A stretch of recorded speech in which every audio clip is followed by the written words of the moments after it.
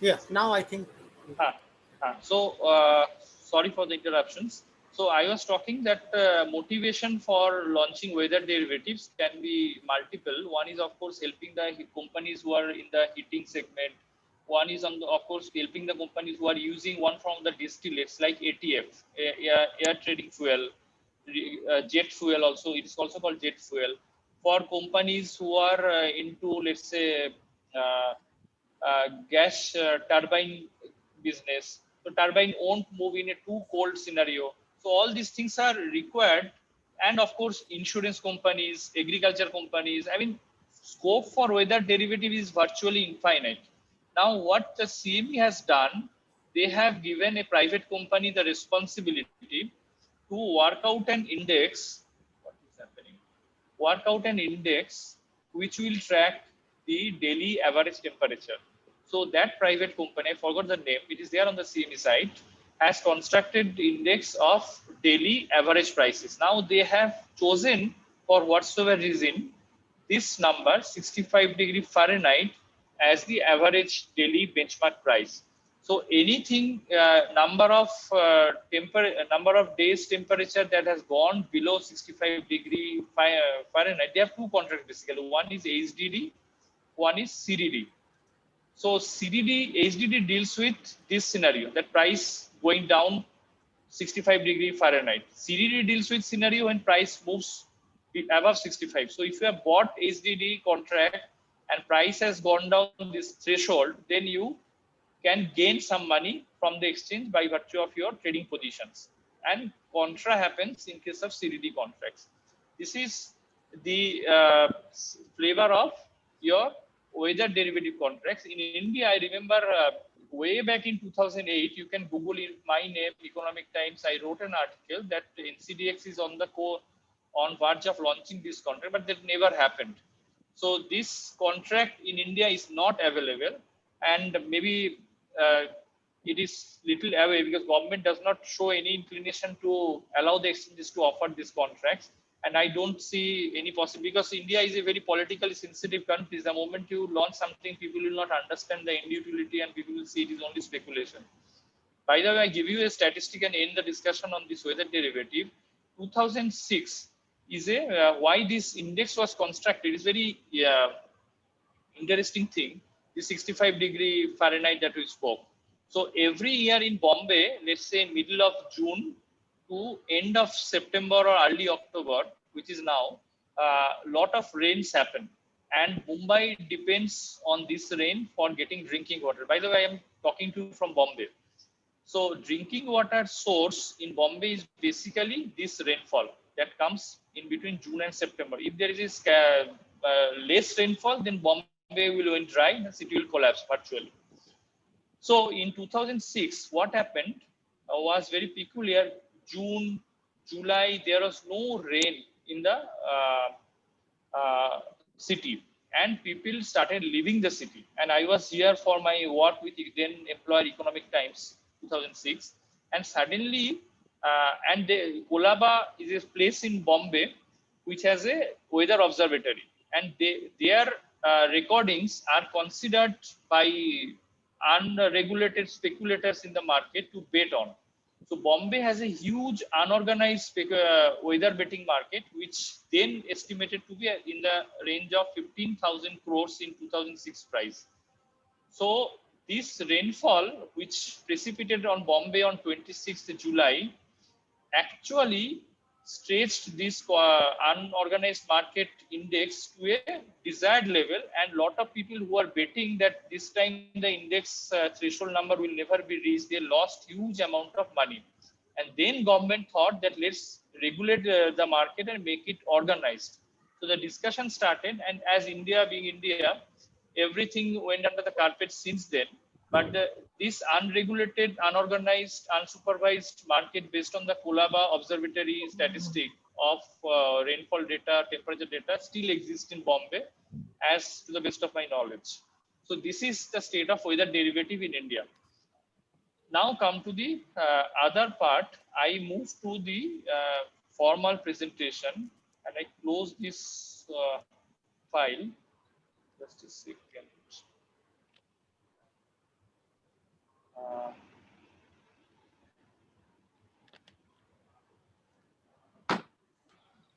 so this is the last part of today's talk. I think I'm very much on time. What I'm trying to do is to share a few slides, which is related to the uh, electricity market in India. Why this market is very typical, hence I thought it is best shown to you in a organized manner. And because I never worked in this market very directly, so I have less confidence to speak on this market as compared to the other markets. And 2006, when I was in M6, I was heading the energy research desk. We started the discussion of forming the electricity exchange. Idea was that it will be part of MCX only, but for some reasons which is beyond the scope of this today's talk, the government had different ideas. They said electricity cannot be launched through the then market regulator, Forward Market Commission (FMC). It has to be launched through CERC, Central Electricity Regulatory Authority. So it was not, quote unquote, not allowed to get launched on the MC's platform. So what we did, we launched a subsidiary called Indian Energy Exchange. So IEX was the same group company to which MCX used to belong then, and where I also still work. So IEX started the journey then. So we got hold of a person by the name Jayant Deo, the first MDCO. He gave us the idea of Nord Pool. Now, if you Google, you will get a lot of document of Nord Pool, NORD. It's a European geography, and they have successfully experimented this market of electricity derivatives. But the difference between the European side and our side then was India then never had the open access system. So what you require, what I mean by open access, is basically an environment like you want to transfer electricity from power surplus, hydropower surplus, northeastern region to, let's say, power deficit western region where a lot of industries are there, etc., etc. You can't do it because the grid was not connected.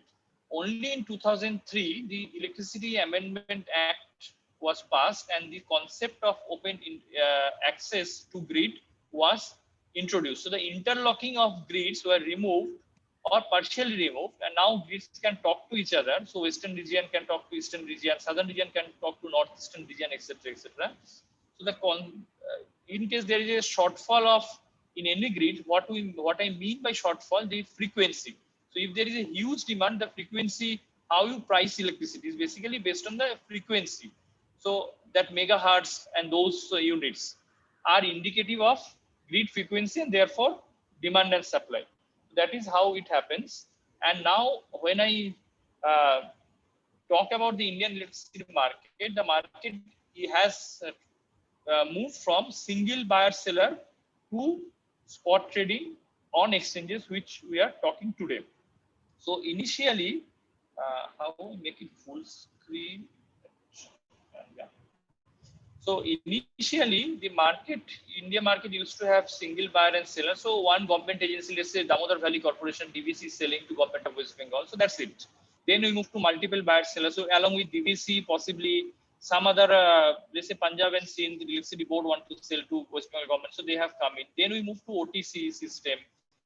So OTC basically across the counter, like in currency, OTC system exists in Singapore and is a very popular market. So this OTC system came then. Then we have this spot trading on exchanges, which is IEX. So what happened in this journey, which must have been for 100 years, this must have taken 100 years, the scale is 100 years, it has increased liquidity in the market. See, I am just capturing a small span of time, which is basically from FY 2009 to FY 2019 or the current financial year. Yes.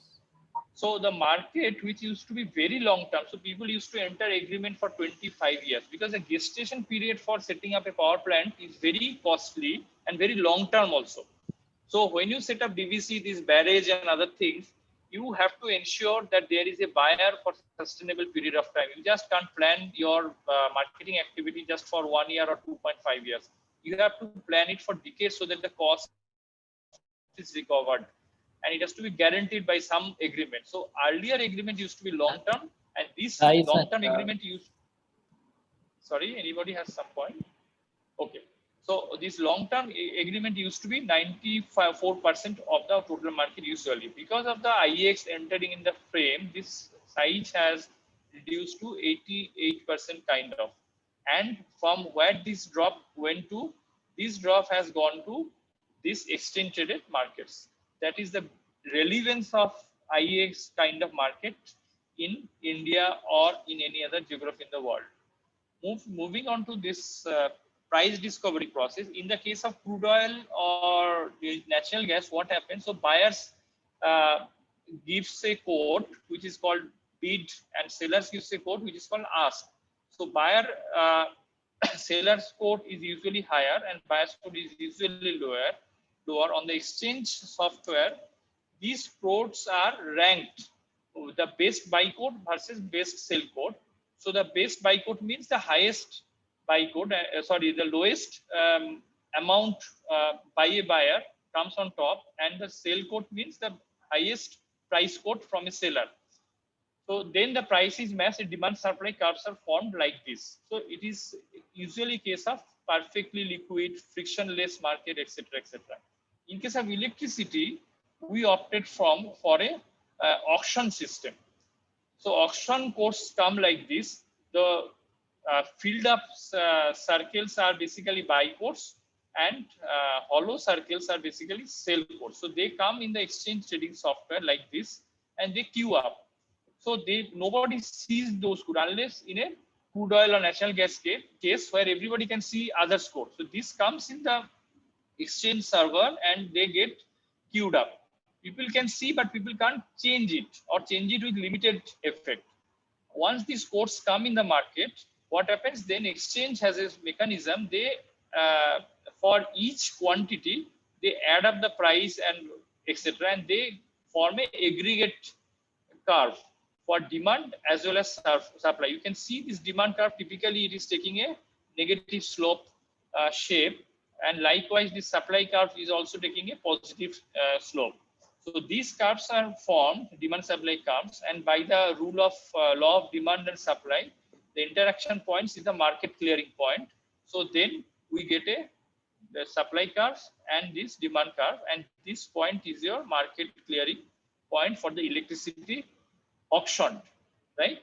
So this is the quantity and this is the price for electricity. This graph has been prepared for your, as you have noticed perhaps, is for energy saving certificates. So IEX states three things. One is electricity, and they introduced two more products. One is renewable energy certificates, another is energy saving certificates. So this graph is based on 2020 energy savings services certificate trading data, not on the electricity, but the mechanism is same. It's basically auction process.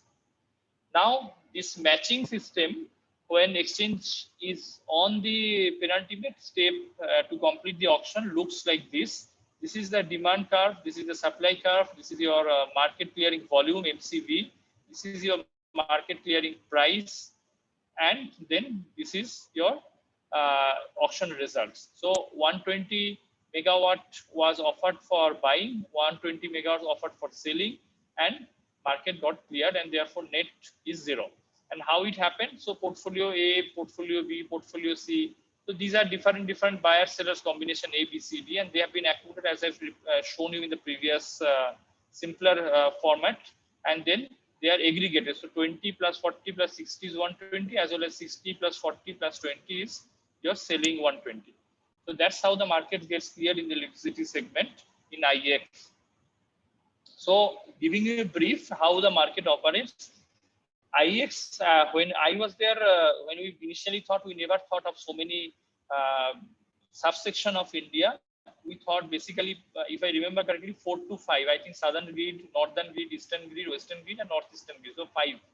Now, because of the open access, because the grids are connected to each other, they have 13 grids in the 13 areas. India has been demarcated into 13 areas, and based on that, electricity auction. So each area has a different demands because this is one area which is having a demand supply which can flow flawlessly without hitting a grid end. So there may be a grid, there may be a grid, there may be a grid. These grids are now connected. That's a different thing. But these connections is quasi automatic. It is not fully automatic. Like power cannot just freely flow into this region. So somebody has to keep the switch on or the gate on. But within this territory, geography, the gate, nobody needs to operate any switch. So like that way, 13 areas are in India demarcated, and these 13 areas are having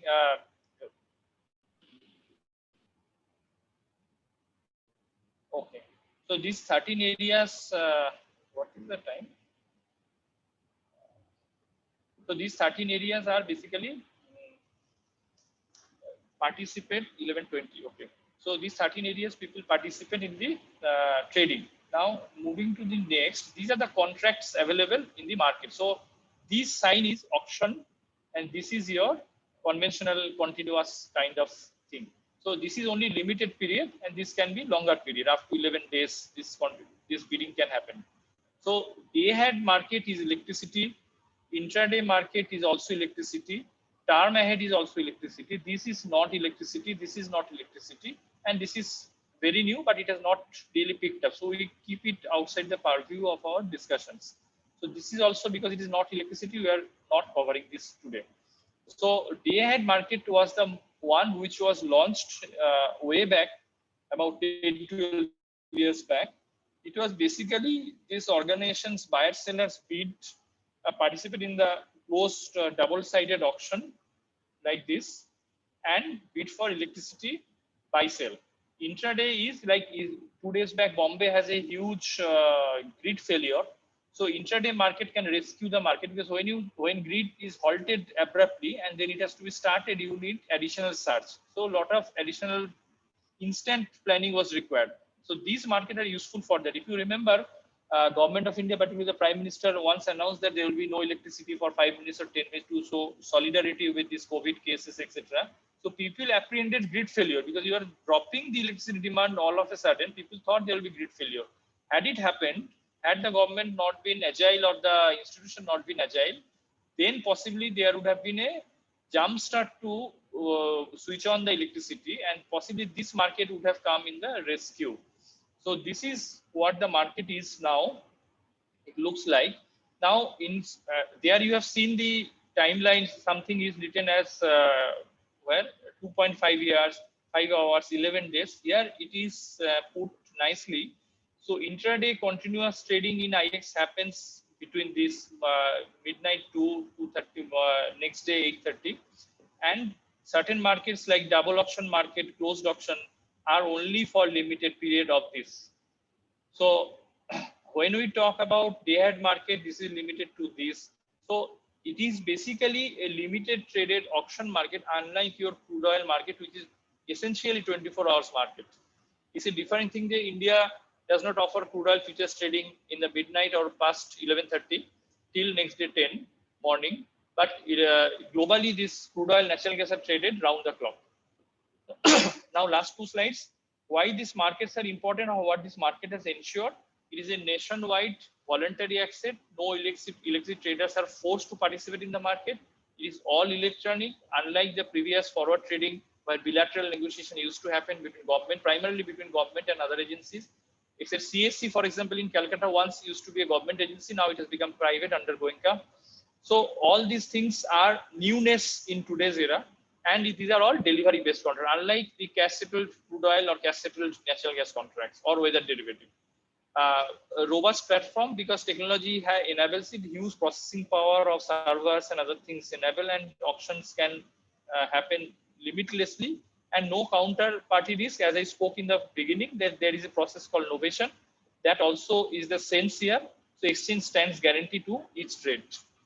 So how the market has grew, the last slide, starting 2008-9. So today the market has witnessed from here to here. So jump is quite significant, and CAGR terms is 28%. So this much of megawatt, almost closing to 60,000 megawatts of electricity are traded today. So what is the significance? Let's say Salt Lake City in Kolkata, it may require, if I'm not wrong, let's say 15 megawatt of power. You can just Google and figure it out. So what is traded in the market is 60,000 megawatt of power every day, and it's a physical delivery and no speculation. So unlike the commodity market, which is rife with speculation, and speculation is a welcome feature because it's an auction and you cannot get out of the auction once bids are submitted without paying penalty. So the speculators here in the electricity market does not exist perhaps. These people can speculate, but then because they have delivery backed up, so this speculation is different speculation as compared to commodity market. So this is a pure delivery and market for the real. So that's it. I think I have completed my presentation. uh, Now you guys wants to ask something, I would Yeah, but encourage it. actually, couple of things. I did not introduce the speaker, so I would like to just tell you that Mr. Arindam Saha has been in the forefront of the commodity financial market for a long time now. In fact, he has been instrumental in setting up many of the processes. He has worked with MCX from its beginning, worked with the National Stock Exchange, NSE, and he is currently the CEO of Vista Intelligence and Ticker Plant, which are both leading players in the financial market. So that's about Arindam. And regarding the talk today, I would like to thank Arindam and also apologize for the glitch in the Zoom uh, licensing. I made a mistake. All right. So Arindam, are you you know available for a few questions? If there are some questions, clarifications, Of course. yeah. So if there are Let them ask. questions, you can ask now.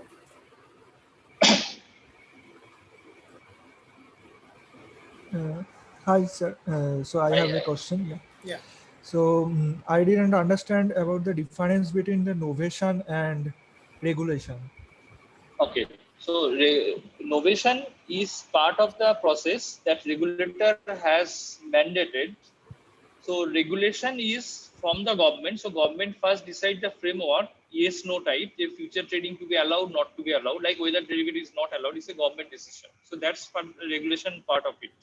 So regulation flows from in a three-tier system. It flows from the ministry to regulator set up under the Act of Parliament, which is SEBI. SCRA Act has empowered SEBI, and SEBI has empowered the exchanges. Anybody, any private body cannot become an exchange unless SEBI gives the permission. So regulation flows like this, and this regulation states that exchanges have to follow the process of novation. That exchange creates an electronic platform, and in that platform, buyers sellers will participate to trade a contract predefined or pre-designed, and the contract, in case of any dispute, exchange will stand guarantee. This stand guarantee, quote unquote, means there is innovation. So risk transferred from exchange in exchange platform from buyer not directly to sellers but via exchange. So this is the process of novation. Okay, thank you. So I have another question. So you talked that there should be enough volatility if there is going to be any contract for any kind of commodity or this. So is there enough volatility for these weather derivatives? For example, temperature. I don't think there is much variances in this weather because they follow a seasonal and annual pattern overall. Okay. So the contract can be designed, so not necessarily it can be designed in a futures market 365 days a year. You can have a contract for autumn, you can have a contract for winter, and within winter there is a volatility. So there is no seasonal volatility within winter also. I draw the analogy from another futures contract, particularly agriculture sector. So as you belong to West Bengal, or at least studying in West Bengal. So potato contract was launched, and it was designed by the team I was handling. So potato contract has a sowing which is starting in the month of just before winter, October, November, and it is reaped in the month of March, April, and stored till, let's say, August, September. So potato contract was never introduced or never offered for trading during October to December, or October to let's say February. For 6 months there is no potato contract because there is no potato in the field or in the store, or limited potato was in the store or in the field. So you can design your weather contract that way. This is part one of your answer. Part two is there is always volatility in the weather temperature every second. Like today, while we speak 11:31 a.m., whatever it may be the temperature, maybe 28 degree in Bombay, I am sure 11:31 a.m. yesterday the temperature was not this. Chances is highly likely. So there is always a variation. So you can trade that. Okay, thank. And when I spoke about weather, I need not restrict to temperature. It can be rainfall also. Yes, rainfall is very much Yeah. volatile. Yeah. Thank you, sir. Yeah. Any other questions? So if you have some further clarifications later on, once you look at it, you can send it to me and I will forward it to Arindam sir. That Anytime. is doable.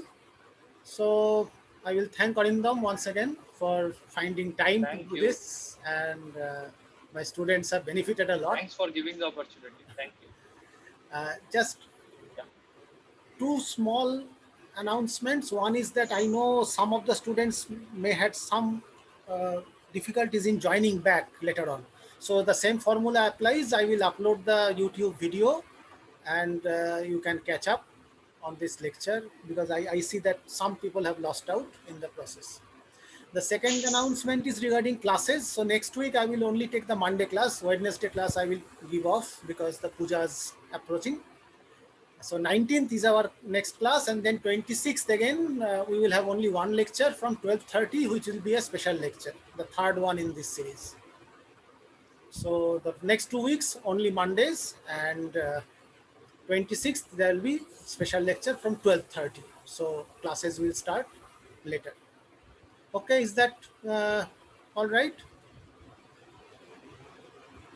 So Yes, sir. yeah, so we will finish off today and we'll meet on Monday then.